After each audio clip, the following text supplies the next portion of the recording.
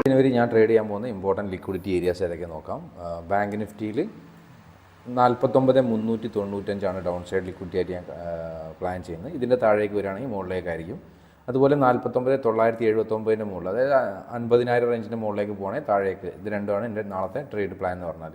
ഇത് bank Nifty daily ഐഡിയക്സ് already എടുത്തുകൊണ്ട് തന്നെ, ഡെയിലി ലിക്വിഡിറ്റി ഡൗൺ സൈഡ് എടുത്തുകൊണ്ട് തന്നെ ഈ ഒരു ഏരിയയിലെത്തുമ്പോൾ അപ്പ് സൈഡിലേക്കാണ് ഞാൻ നോക്കാൻ പ്ലാൻ ചെയ്യുന്നത്. നിഫ്റ്റിയിൽ അങ്ങനെ ഡെയിലി ലിക്വിഡിറ്റി എടുത്തിട്ടൊന്നുമില്ല. ഡെയിലി ലിക്വിഡിറ്റി അല്ല, ഒരു പിന്നെ കുറച്ച് നമുക്ക് 2 ഏരിയാസ് ഉണ്ട്. ഇവിടെയും ഒരു ഏരിയ ആയിട്ട് കൺസിഡർ ചെയ്യാം. ഇതൊരു എന്താ പറയുക, ഡേ ലോ ആണ്, അതുപോലെ 23,500 എന്നുള്ള ലെവലിൻ്റെ താഴെയാണ്. അപ്പോൾ ഈ 2 ഏരിയയാണ്, ഇതും കൺസിഡർ ചെയ്യാം. അതുമല്ലെങ്കിൽ 23,447 ഇതിൻ്റെ താഴേക്കാണ് മാർക്കറ്റ് വരുന്നതെങ്കിൽ ഞാൻ അപ്പ് സൈഡിലേക്കായിരിക്കും നിഫ്റ്റിയിൽ പ്ലാൻ ചെയ്യാം.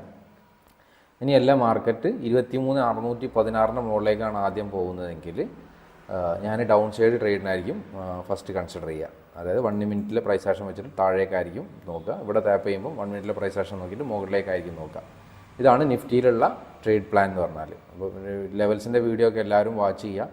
എങ്ങനെയാണ് വർക്കിംഗ് ആണോ, ലിക്വിഡിറ്റി ഏരിയ എടുത്തിട്ട് മാർക്കറ്റ് മൂവ് ചെയ്യുന്നുണ്ടോ എന്നൊക്കെ നോക്കി നോക്കുക. നിങ്ങൾക്ക് യൂസ്ഫുൾ ആവുമെന്നുണ്ടെങ്കിൽ നിങ്ങൾ സപ്പോർട്ട് ചെയ്യുക, കമൻറ്റ് ചെയ്യുക, ലൈക്ക് ചെയ്യുക. വീഡിയോക്ക് റീച്ച് കൂട്ടാനൊക്കെ ഹെൽപ്പ് ആവും. എല്ലാവരും ലൈവ് ട്രേഡ്സിൻ്റെ വീഡിയോസ് കാണാത്തവരുണ്ടെങ്കിൽ അതും കാണാം. ഡെയിലി ഞാൻ ലൈവ് ട്രേഡ് പോസ്റ്റ് ചെയ്യാറുണ്ട്. Thank you.